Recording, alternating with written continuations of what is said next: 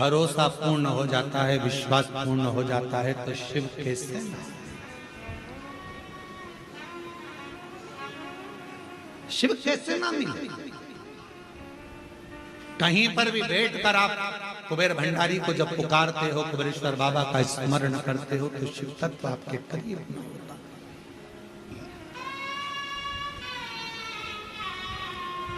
मैं और मेरा नहीं।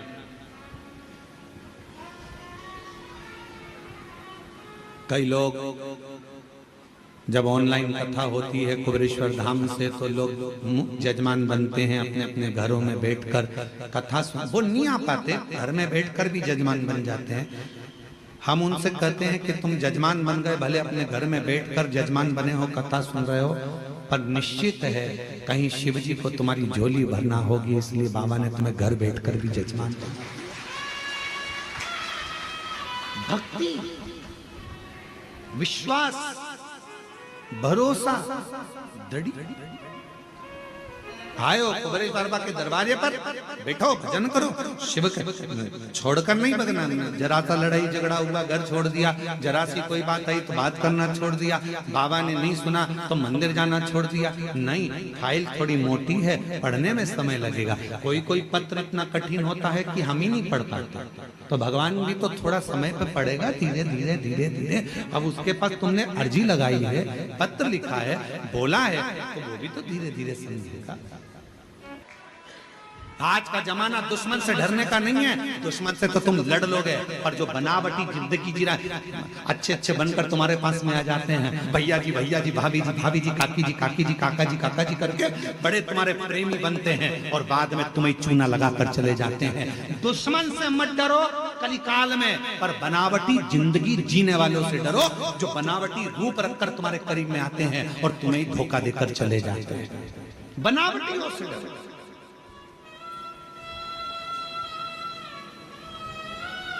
दुश्मन तुम्हारा कुछ नहीं बिगाड़ सकता, पर जो बनावटी बनकर तुम्हारे पास में आए हैं, तुम्हारे अपने बनकर बैठे हैं, तुम्हारा साथ ऐसा लग रहा है कि इसके सिवा कोई नहीं है, यही सब कुछ कर सकता है, यही करेगा, जो बनावटी चेहरा कोई सा रखते हैं और दिखावा कैसा करते हैं, उनसे बचने की जरूरत है। दुश्मन से भले मत डरना, दुश्मन तुम्हारा बाल बांका नहीं कर सकता, पर जो बनावटी जिंदगी जीकर तुम्हारे पास में आए हैं, वो तुम्हें धोखा देकर चले, उससे बचो।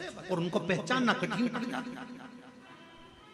बनावटी लोगों को पहचानोगे कैसे? तुम नहीं पहचान सकते कि अच्छा है कि बुरा है। इसलिए क्या करना, एक लोटा जल चढ़ाओ, शिव जी को जल चढ़ाओ, रोज जल चढ़ाओ।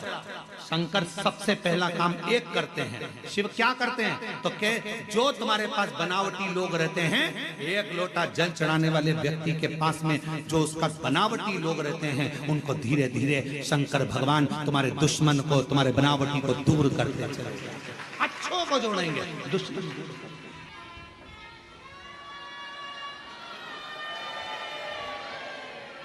आ गई आवाज, आ गई।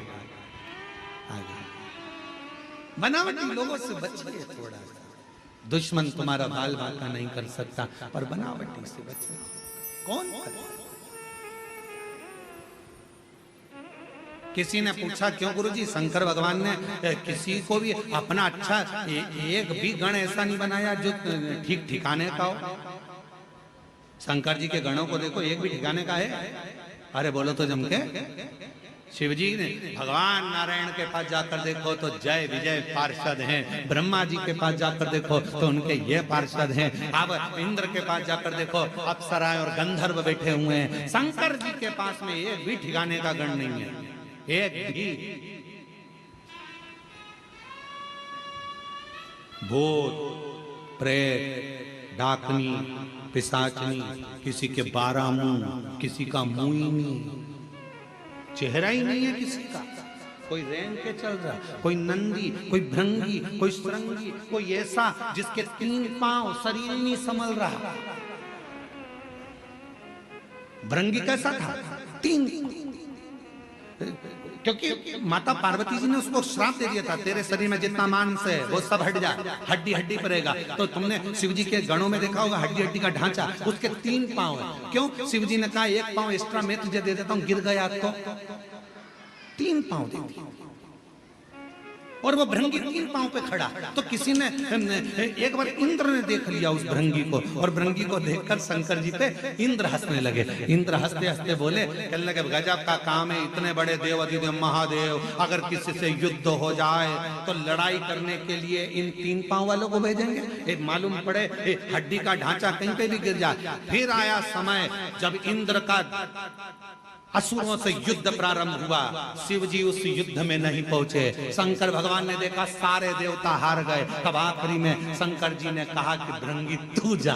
और इंद्र के पास में जब असुरों के युद्ध के लिए भृंगी को भेजा तो इंद्र की पत्नी ने पूछा, शंकर जी नहीं आए युद्ध लड़ने? नहीं, ये भृंगी आया। हाँ, इसके 3 पांव है, हाँ हड्डी का ढांचा है, हाँ कमजोर है, ये तो बहुत कोई भी मार के गिरा देगा, फूंक मार देगा तो गिर जाएगा, ऐसा भृंगी है। इंद्र ने सोचा अब शिव जी ने भेजा है, लड़ाना तो जरूरी है। असुर 1.25 लाख सेना असुर की थी सामने, और अकेला भृंगी जब हड्डी का ढांचा 3 पैर से खड़ा हुआ, एक पैर जो भृंगी ने सामने रखा, सारे असुरों को दबा दबा कर मार दिया। तब इंद्र को समझ में आया शंकर का कोई गण कमजोर नहीं। तब समझ में आया कि शिव का कोई गण कमजोर नहीं है। इसलिए निवेदन करते हैं, शंकर के भक्त को कभी कमजोर मत समझना। जब भृंगी का एक पांव 1.25 लाख सुरों को दबा सकता है, तो शिव का एक भक्त दुनिया को तार भी सकता है। सामर्थ्य का होना चाहिए। शंकर का कोई गण कमजोर नहीं है। शंकर के गण को कभी कमजोर मत समझो। नंदी, भृंगी, श्रृंगी, भूत।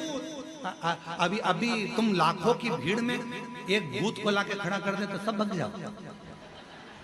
अब जब तुम भग जाओ तो देवता बचेंगे? वो भी भग जाएंगे।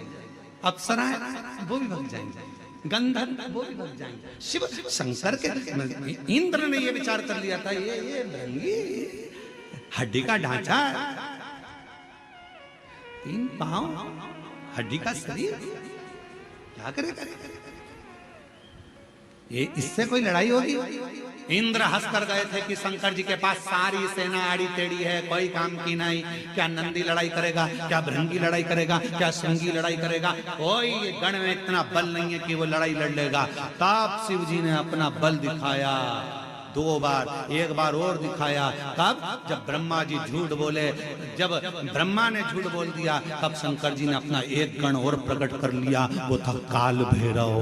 देवता भी देखकर घबरा गए। दादा, शंकर जी के नख में इतनी दमदारी है कि ब्रह्मा जी का सिर काट सकते हैं। इनसे मत भिड़ना, इनसे मत भिड़ना। और मेरी जीजियों, मेरे जीजाओं, मेरी बेटियों, बेटाओं, मेरी माताओं, मेरे बुजुर्ग माता पिता के तुल्य आप सब विराजमान हैं। निवेदन करूंगा, एक लोटा जल जो चढ़ाता रहता है शिव को, वो शंकर का गण कहलाता है। फिर वो गण से दुनिया भी एक तरफ होती है।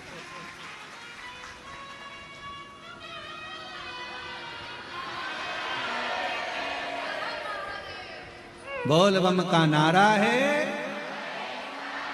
सारी समस्या का हल। श्री शिवाय। वो भृंगी में इतना बल है, भगवान शंकर के गणों में इतना बल है, तो शंकर का गण साधारण नहीं होता, वो दिखता साधारण है। शिव जी का जो गण होगा ना, वो दिखता साधारण है, एकदम सरल है। भृंगी एकदम ये 3 पांव हड्डी का ढांचा,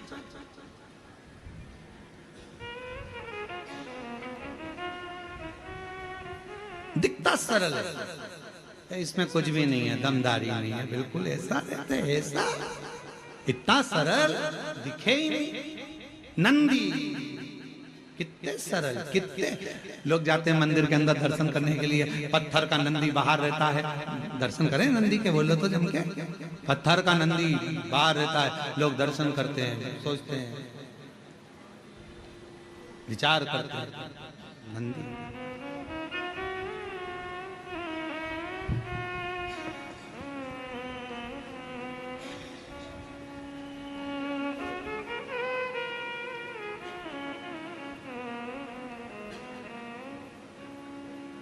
कार्यकर्ता ध्यान दें, जो मंदिर प्रांगण में अंदर बैरिकेड के भी जो लोग बैठे हैं उनको बैठे रहने दें। प्रदोष काल की आरती जब आप करें तो बाबा का स्नान थोड़ा लेट करा देंगे। भक्त लोगों को कथा सुनने दो, सीटी बजा बजा कर उठाओ मती, उन्हें बैठे रहने दो। तिवारी जी कार्यकर्ता चौकीदार किसी को भी उठाए नहीं, बैठे रहने दें। कथा के बाद जब आरती हो तब उठाना और तब बाबा का जैसा श्रृंगार हो जल्दी जल्दी में वैसा कर लेना और आरती करिएगा, मना नहीं, परंतु किसी को भी कष्ट ना दें। बैठे हैं तो बैठे रहने दें, सीटी ना बजाओ, बैठे रहें। आरती जब शिव पुराण की आरती हो जाए तब उनका स्नान करा के बाबा का और चंदन लगा के प्रदोष की आरती करा देना, जैसा सुंदर श्रृंगार हो। भीतर बोल बम का नारा है। अब ये वहां पर जगह संभाल के बैठ गई और तुम उनको सीटी बजा रहे, उठो उठो उठो, और वो ना जाने अंदर से कितनी बद्दुआ दे रही है। और कथा चल रही है, शंकर के गण को हल्का मत लेना। अब शिव के गण को तुम हल्के में ले रहे हो, सीटी बजा के उठा रहे हो, और तुम्हें उठा देंगे। इसलिए शांति से बैठे रहने दो, कथा सुनने दो, इनको मत छेड़ो, इनको बिल्कुल मत छेड़ना। पत्थर कौए को मारो, कौआ भग जाएगा, बोलो भगेगा कि नहीं भगेगा? पत्थर कुत्ते को मारो, कुत्ता भग जाएगा। पत्थर तोते को मारो, तोता भग जाएगा। पत्थर तुम किसी को भी मारो वो भग जाएगा। पत्थर तुम्हें मारो तुम भग जाओगे, और वही पत्थर मधुमक्खी के छत्ते में मारो तो तुम्हारा पीछा पकड़। तो ये छत्ते से कम, और शिव के गण कोई साधारण नहीं होते, इसलिए इनको सुनने दो। बोल बम का नारा है। शिव तत्व शिव गण को सहज मत। भृंगी के 3 पांव, इंद्र उनको गिना, इंद्र समझ नहीं था, इंद्र जान नहीं था, इंद्र ने पहचाना नहीं कि शंकर भगवान के गण ऐसे, शिव के गण ऐसे होंगे, पहचाना। और महाराज और मेरी जितनी जीजियां बैठी हैं, बुजुर्ग माताएं जितनी बैठी हैं, जितने बुजुर्ग लोग आस्था चैनल पर कथा सुन रहे हैं, फेसबुक यूट्यूब पर कथा सुन रहे हैं, और जितने इस पंडाल में कथा सुन रहे हैं, हिम्मत मत हारना। कोई तुमसे कह दे कि तुम्हारे पांव बेकार हो गए, कोई तुमसे कह दे तुम्हें ये वाली बीमारी हो गई, कोई तुमसे कह दे ये रोग हो गया, कोई कह दे ये तकलीफ हो गई, कह देना मेरा कुबेर भंडारी मेरे साथ है। 1 लोटा जल चढ़ाऊंगी, रुद्राक्ष का पानी पीऊंगी, और गारंटी है ठीक होकर कुबेरेश्वर धाम जाऊंगा।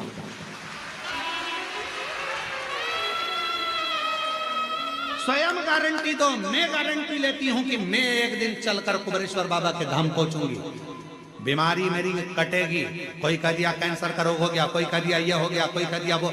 मेरा विश्वास, लोग कहते 25 साल औलाद नहीं हुई, 24 साल औलाद नहीं, 30 साल औलाद नहीं हुई, कह देना मैंने कथा सुनी है कुबेरेश्वर बाबा की, जब 24 साल वाले को औलाद दे सकता है तो मुझे भी मेरा बाबा एक दिन देगा जरूर। ये विश्वास करता, भरोसा करता है। मैं हिम्मत नहीं हारूंगी, और हिम्मत हारना भी मत देगा। ये विश्वास शिव महापुराण की कथा में शंकर भगवान माता पार्वती जी से भी कहे, पार्वती जो मुझ पर पूरा भरोसा कर लेता है, शंकर कहते हैं पार्वती उसके भरोसे को कभी टूटने नहीं देता, झोली भर कर ही भेजता। शिव का वचन है माता पार्वती के। बस सबसे ज्यादा जरूरी है तुम्हारा भरोसा, तुम्हारा विश्वास। आए हो कुबेरेश्वर धाम पर, भरोसे से शिव जी को 1 लोटा जल चढ़ा रहा, भरोसे से विश्वास रखना। वो माता पिता ने लिखा, मेरा बेटे ने हिम्मत हार दी।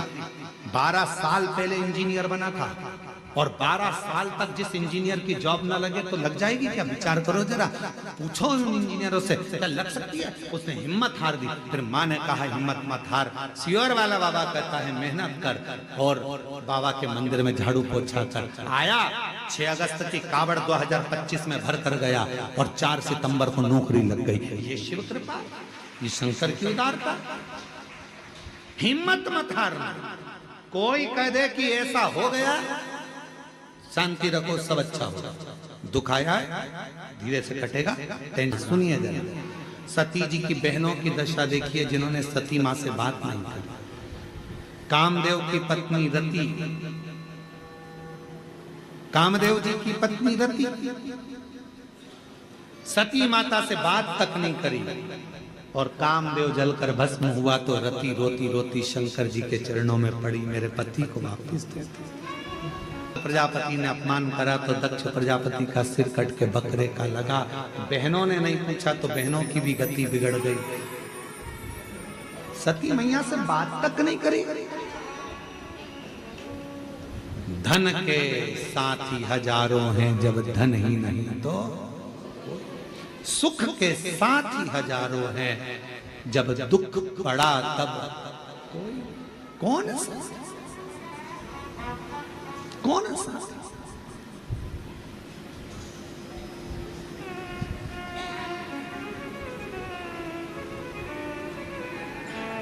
सती मैया को लगा कि मेरी बहनों ने बात नहीं करी, मेरे भाई ने बात नहीं करी, पिता ने सम्मान नहीं दिया, केवल मां मिली है। और सती मैया जलकर भस्म हो गई। शिव जी को मालूम पड़ा, दक्ष प्रजापति का सिर कटा, अग्नि में गिरा, बकरे का सिर लगा, ये सारा प्रसंग है। फिर वही सती माता हिमालय राज के घर में पार्वती के नाम से विख्यात हुई। बहुत तप साधना कर कर शिव जी को उन्होंने पति के रूप में पा लिया।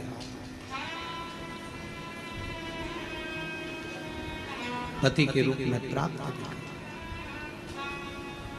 पर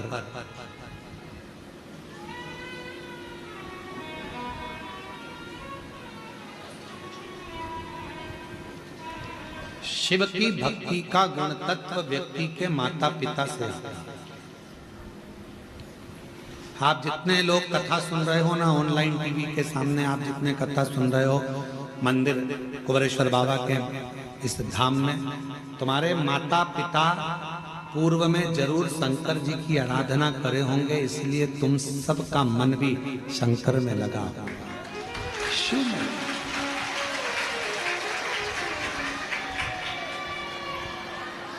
पिताजी को शुगर की बीमारी है या माताजी को शुगर की बीमारी है तो बेटा बेटी को भी शुगर जरूर आती है, ये डॉक्टर कहते हैं।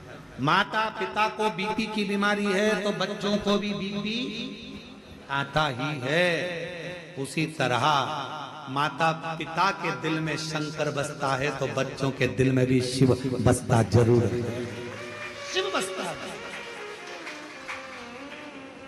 ये गुण चले आ रहे हैं, गुण तत्व पैतृक।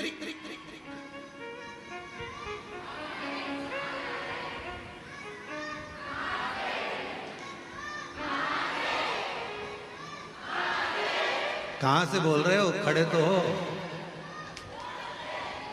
खड़े हो जा, हाथ उठाओ जरा। कौन बोल रहा है? ये बहुत जोरदार बोल रहा है, लगाओ जरा। खड़े हो जा, खड़े हो जा, वापस खड़े हो जा।